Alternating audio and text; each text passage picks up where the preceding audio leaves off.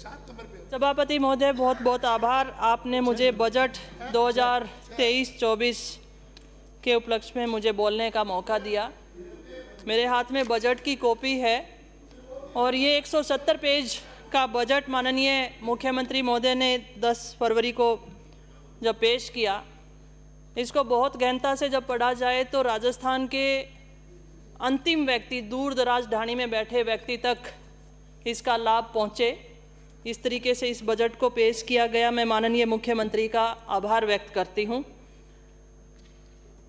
एक दिन जन सुनवाई में बैठी थी, विधानसभा क्षेत्र से काफ़ी लोग बैठे भी थे और एक व्यक्ति जो पीड़ित था आकर कहता है मुख्यमंत्री चिरंजीवी बीमा योजना के बारे में कि सादुलपुर से चलकर जब बीकानेर इलाज के लिए जाता हूं तो ट्रेन का किराया जरूर देना पड़ता है, पर बीकानेर में जाकर ये इलाज मुख्यमंत्री चिरंजीवी बीमा योजना के माध्यम से फ्री हो जाता है।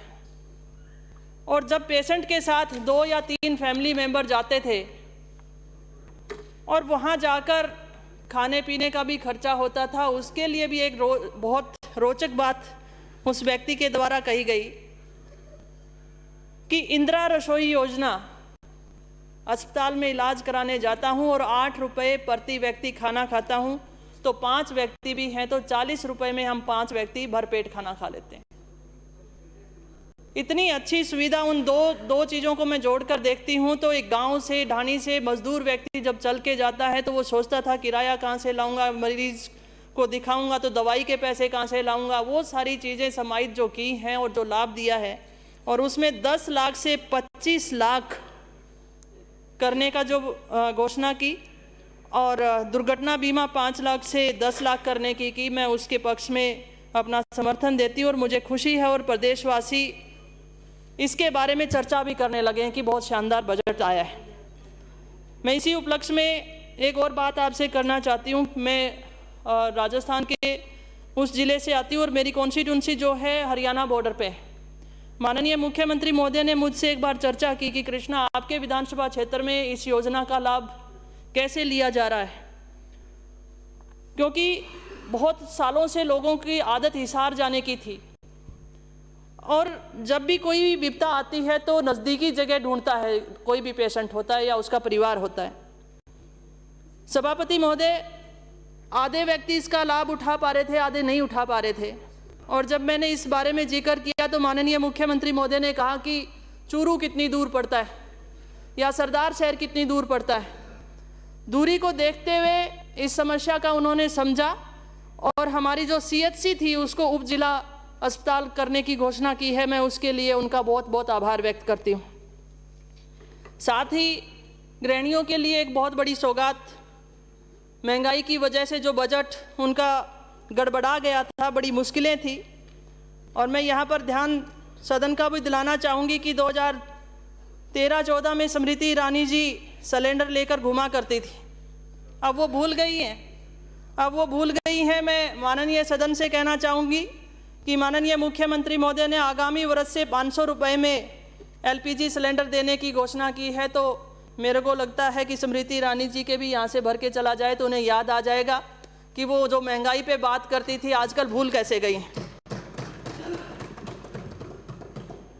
साथ ही फिर वही बात कहना चाहूँगी कि मेरा विधानसभा क्षेत्र हरियाणा बॉर्डर पे होने के नाते बिजली की भी काफ़ी समस्या हमें थी, और इस समस्या से निजात दिलाने के लिए भी जो माननीय मुख्यमंत्री महोदय ने जो घोषणा की है, 100 यूनिट बिजली पर जो ग्राहक को फ्री करने की बात कही है और 2000 यूनिट कृषि के लिए जो फ्री करने की बात की है।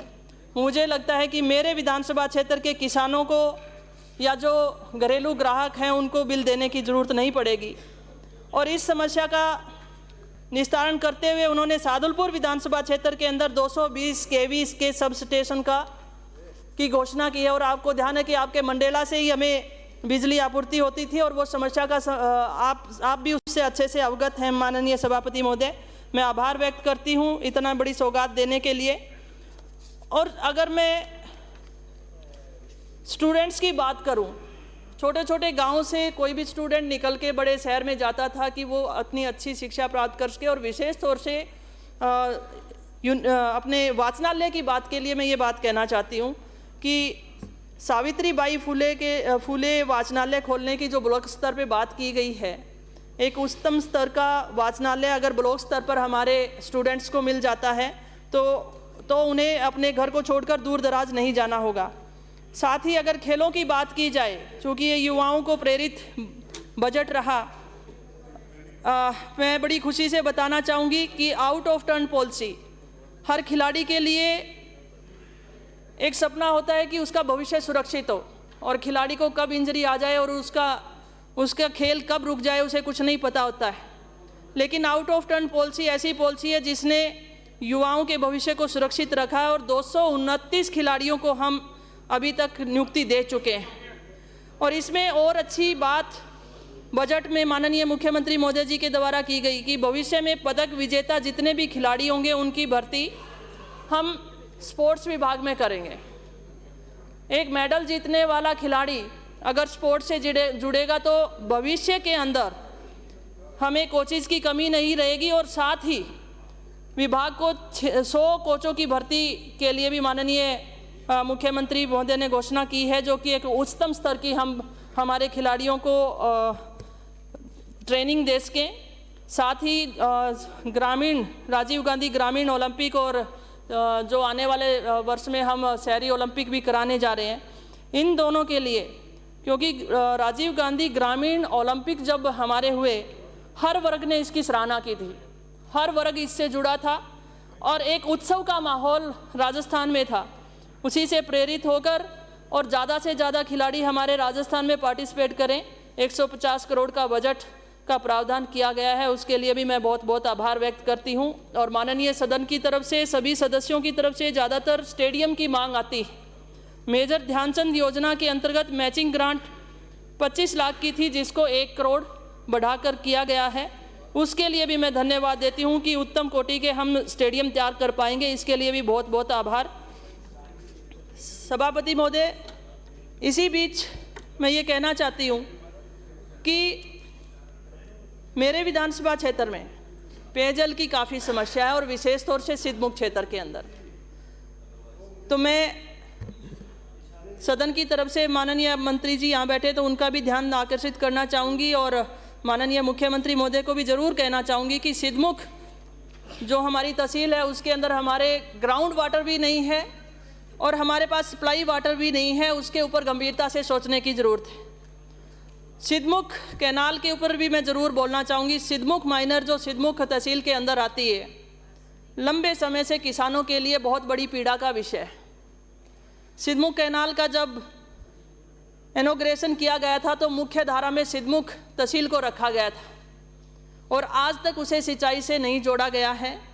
सभापति में मैं कहना चाहूँगी कि उसके ऊपर भी 100 करोड़ का बजट माननीय मुख्यमंत्री महोदय दें, और साथ में इरिगेशन डिपार्टमेंट का EN ऑफिस भी वहाँ खोलें, जिससे किसानों की समस्या का समाधान हो सके। जैसा कि मैंने पहले भी बताया कि सादुलपुर विधानसभा क्षेत्र से चूरू की दूरी जो है लगभग 65 किलोमीटर की है, और हमारे पास PG कॉलेज नहीं है। हमारे पास 4 कॉलेज आज विधानसभा क्षेत्र में डिग्री कॉलेज हैं, तो PG कॉलेज के लिए भी मैं माननीय मुख्यमंत्री महोदय को कहना चाहूँगी। 2 मिनट में समाप्त करें प्लीज सर। एक बहुत बड़ी समस्या, और बिल्कुल 2 मिनट में कर दूंगी सर। कृषि के लिए इतने बड़ा प्रावधान माननीय मुख्यमंत्री महोदय ने रखा है। मेरे विधानसभा क्षेत्र में कड़वा जल के कारण हम खेती नहीं कर पा रहे थे। किसानों ने एक और व्यवसाय शुरू किया, झींगा मछली फार्म का, और मुझे खुशी है कि जो पानी हमारे चूरू क्षेत्र के अंदर है और विशेष तौर से सादुलपुर विधानसभा क्षेत्र के लिए है, वो जो ज़मीन का पानी है वो झींगा मछली फार्म के लिए बहुत उत्तम है, और बहुत अच्छी खेती वहाँ पर झींगा मछली फार्म से की जा रही है। पर समस्या किसानों के सामने जो सबसे बड़ी आ रही है वो बिजली की है। तो मैं मांग रखती हूँ कि बिजली जो है उसको भी कृषि के हिसाब से रखा जाना चाहिए, क्योंकि ये जो फार्मिंग है वो किसान कर रहे हैं। मैं उम्मीद करती हूँ कि माननीय मुख्यमंत्री महोदय जब रिप्लाई करेंगे तो इसके ऊपर ज़रूर विचार करेंगे। चांदगोठी में मैं CHC की मांग करती हूँ। बेवड़ नेसल बड़े गांव हैं और काफ़ी दूरी के कारण इनकी लंबे समय से PHC की मांग रही है। मैं उसके लिए भी ये ज़रूर मांग करना चाहूँगी। साथ ही सिद्धमुख राजगढ़ भादरा जो सड़क है उसके लिए भी मैं अवगत कराना चाहूँगी कि बहुत क्षतिग्रस्त सड़क है और उम्मीद करती हूँ कि वो हमें रिप्लाई में ज़रूर मिले। आपका बहुत बहुत आभार, धन्यवाद, जय हिंद।